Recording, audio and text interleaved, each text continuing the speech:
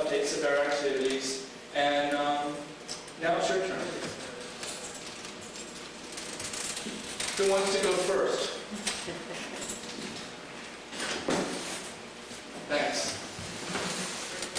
You can ask questions, you can talk from your own experience, whatever you want.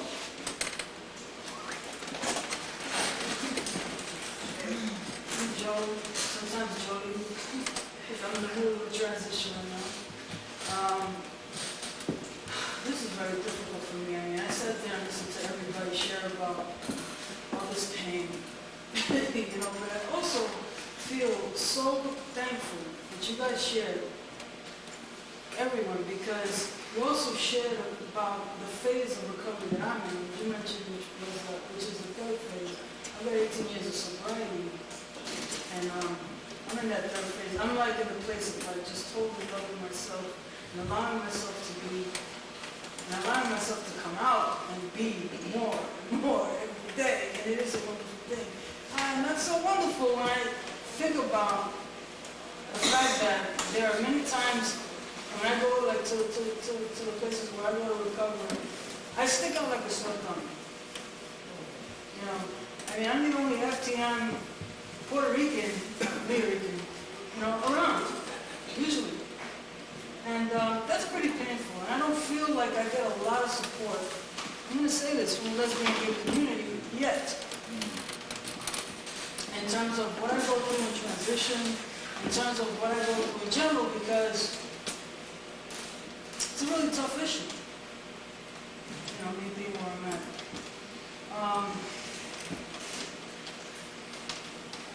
I want to become a part, I mean, I feel like,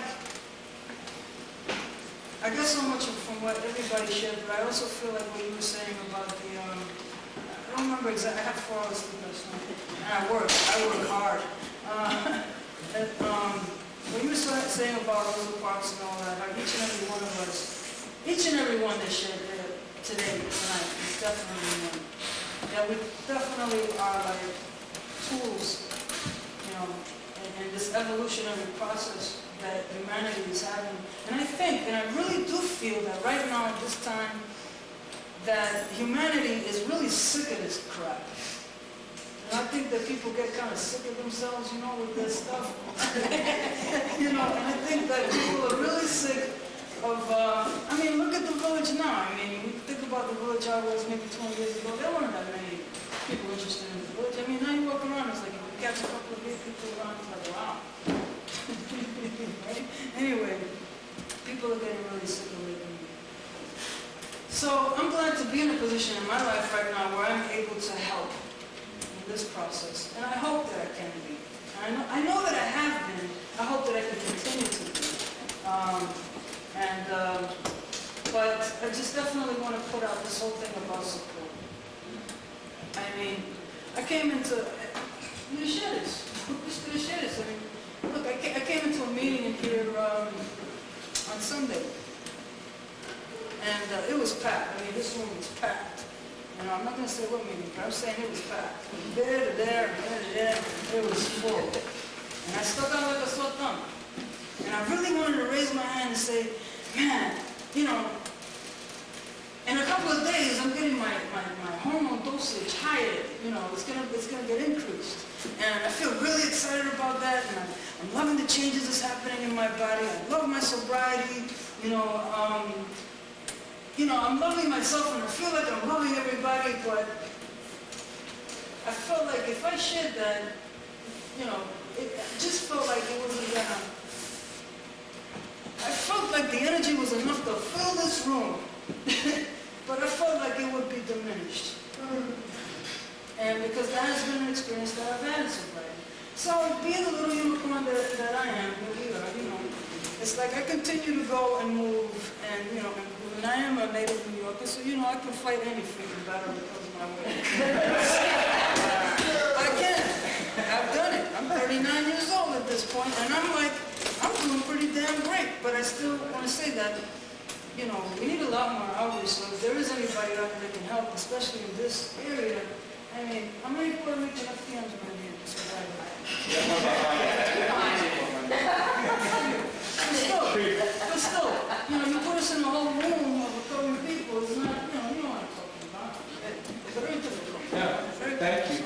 much, and thanks.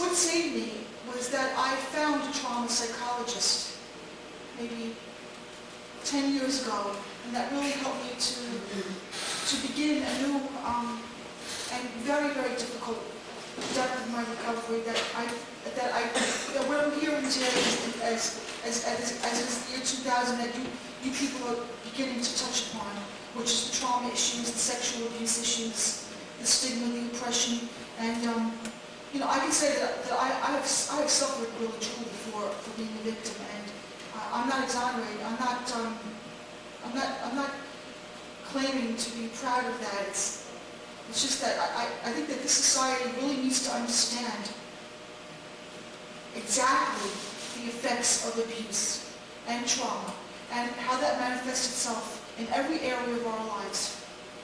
Because there's something so pervasive that goes on that we can all feel, but so few of us can vocalize in detail so people can understand in layman's terms what we're talking about. And I just want to share that I went to the Karen Foundation when I was 30 years old. I went there because I had become suicidal because my lover and I were broken up, and it was so very painful for me. And there was the first time I ever realized that I was a victim of abuse. Up until that point in time, I thought something was wrong with me.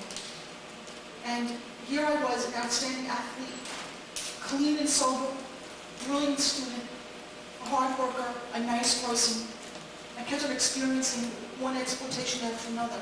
And finally, because of the physical trauma of being crippled on my back and not being able to move, with a severe spinal injury, then I started having incest memories.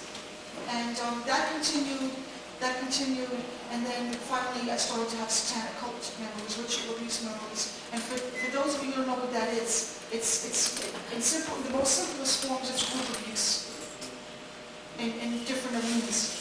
And our society really needs to look at this, because this is transgenerational. We know that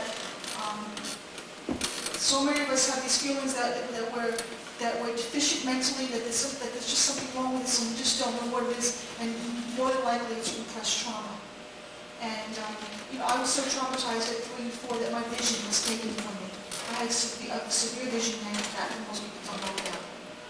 So, and then there's the issue of not knowing how to protect myself, and then there's the whole issue of one-upmanship that everyone seems to have in society.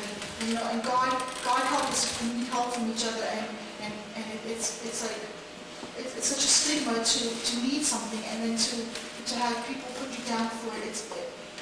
This has to end. And the only way I know how to contribute is to say that I have always been completely committed to my recovery. That being more secure in myself as a 40-year-old woman, that I can say that I'm a satanic cult survivor. Because when I went to the Karen Foundation on a renewal 2 years ago, the group was so ignorant that an actual group member came up to me and said to me, "Did I know the son of Sam personally?" I left there horrified. How in God's name could a 3 or 4-year-old little girl know the son of Sam?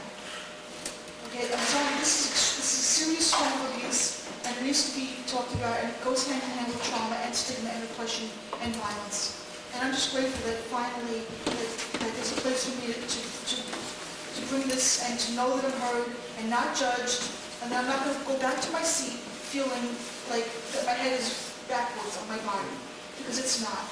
And I know that I'm heard, that I just want to end by saying that I do not need to be hospitalized, I do not need to be on medication. I have worked through amazing amounts of depression on my own. And I'm not putting that down if anyone needs that, but that recovery from the worst possible abuse, however the duration, however the filth of circumstances, is possible, so long as we have each other to support each other and to understand that this is evil in society, and that there is a way of ending it. Thank you.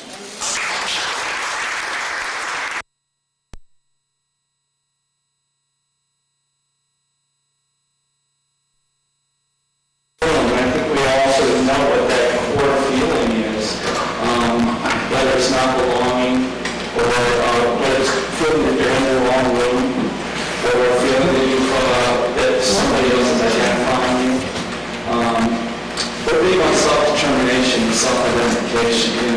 I tell you what you call me, basically, and I like that. I like being able to be that secure in my life, to be able to say, this is who I am. This is who is standing in front of me right now.